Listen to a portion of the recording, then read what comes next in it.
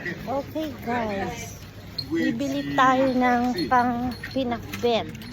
Ano na bang ingredients yan? Meron akong okra, may kamatis.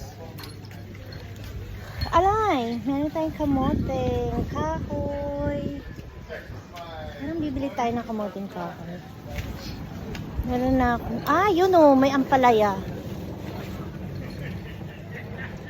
Ampalaya. May ampalaya guys eh. Parang may nakita ako dun kanina eh. Ampalaya. Talong. Bibili tayong talong. Parang ano.